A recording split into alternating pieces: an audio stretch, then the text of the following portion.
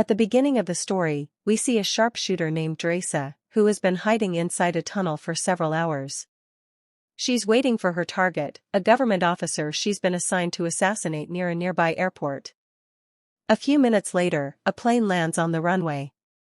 The moment Drasa spots her target, she takes a perfect shot from several kilometers away, killing him instantly. She's so precise that even the guards nearby don't realize where the bullet came from. After completing her mission, Drasa visits her mother's grave, where her father is already present. Here, we learn something about Drasa. Every time she kills someone, she keeps the bullet casing as a memento, and later gives those casings to her father. Drasa is a contract killer, she kills people for money. She doesn't like doing it, but it's her profession now. Handing those bullet casings to her father helps her cope with the guilt a little. At the grave, Drasa tells her father she has a new assignment, a project that will last an entire year. She might not be able to meet him during that time. Her father, with tears in his eyes, replies, "Every year you come and hand me a few bullet casings. But next year, that won't happen. My cancer has reached its last stage. I don't have much time left. And if death doesn't come for me soon, I'll take my own life on February 14th, Valentine's Day, because I no longer have a reason to live. Your mother is gone, and you only visit once or twice a year. So maybe this is our last meeting." Hearing this, Drasa's eyes fill with tears. The scene then shifts to Levi, the story's second main character. Levi's life is far from normal. He suffers from terrible nightmares and chronic insomnia. One night, after waking from a bad dream, he walks out of his house to the seashore, where he feels slightly calmer and starts writing in his diary. Suddenly, he receives a message on his phone with an address and a short instruction: "Arrive there immediately." Without wasting time, Levi arrives at a military base, where he meets a female officer named Bardo. During their conversation, we learn that Levi is not just an ordinary man, he's a retired army sniper who has killed more than 200 people. Bardo tells him, "I want to send you on a mission. You're one of the best snipers, only you can do this." But before briefing him, she asks an important question: "If you go on this mission, is there anyone left in the world who'll miss you?" Levi feels uneasy, then answers, "No. There's no one." "Good," Bardo says. "Prepare yourself. You'll be deployed in a few hours. You'll have to stay there for 1 year." Levi is then sedated. When he wakes up, he's already inside an airplane, surrounded by soldiers. Confused, he asks one of them, "Where are we going?" The soldier doesn't respond, only says, "Give us your ID and watch. You'll get them back once your mission is complete." A few minutes later, the soldier adds, "We're about to enter a no-fly zone. You'll parachute from here and travel 32 kilometers north on foot to reach your post." Levi insists on knowing what's going on, but the soldier replies nervously, "I can't tell you that. There's a microphone in my uniform. If I say anything, I'll be fired, or killed." Soon after, Levi is handed a parachute and jumps out of the plane. He lands safely, but his real ordeal begins. After walking for 2 exhausting days, he finally reaches a deserted area, lifeless, silent, not even a bird in sight. There, he meets JD, the previous guard stationed at this outpost.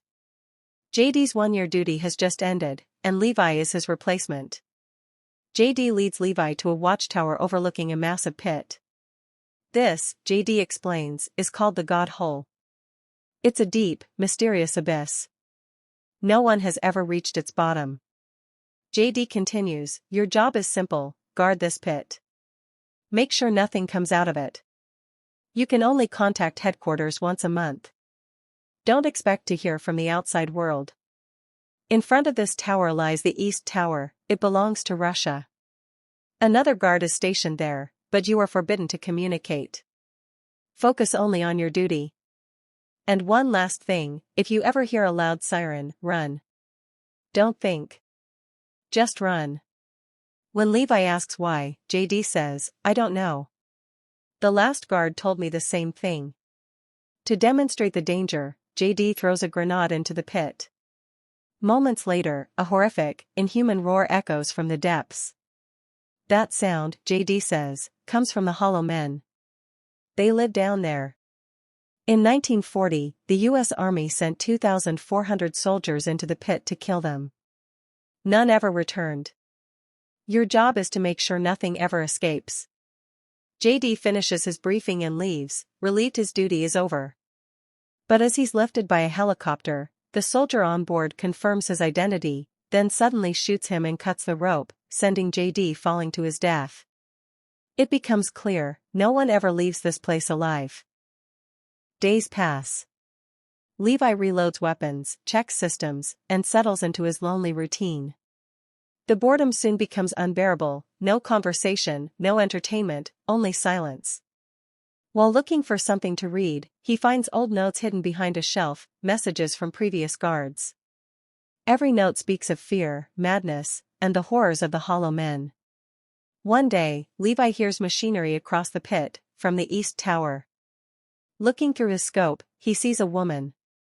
It's Drasa. She's been assigned there because of her exceptional sniping skills. They begin silently observing each other from afar. Days pass, and Drasa, on her lonely birthday, finally breaks the rule. She writes on a whiteboard, "What's your name?" Levi hesitates but replies, "Levi." She smiles and writes back, "I'm Drasa. It's my birthday today." To cheer herself up, she dances. She asks Levi if he can dance. "No," he writes. "But I can shoot." Drasa playfully places a small bottle on her tower, and Levi shoots it in one perfect hit. Then she shoots a bottle from his tower, equally perfect. Both realize they're expert snipers. Gradually, friendship, and something more, blossoms between them. But one day, while they're communicating, Drasa notices movement below, creatures climbing up from the pit. She warns Levi, who looks down and sees thousands of Hollow Men swarming upward. They open fire, Levi with his rifle, Drasa with her machine gun. When one creature almost reaches Drasa's tower, Levi takes a long-range shot and saves her life. After the battle, they realize they can only survive if they protect each other. Drasa smiles through exhaustion, saying, "This was the best birthday of my life." Months pass. They grow closer, until February 14th arrives. Drasa remembers her father's promise to end his life that day. Heartbroken, she writes to Levi that she feels truly alone. Levi, unable to resist anymore, decides to cross to her side. Using a launcher, he shoots a rope to her tower. Drasa ties it securely, and Levi climbs across. She teases him for smelling bad and tells him to take a shower first. While he bathes, she mischievously hides his clothes and watches him through the CCTV, smiling.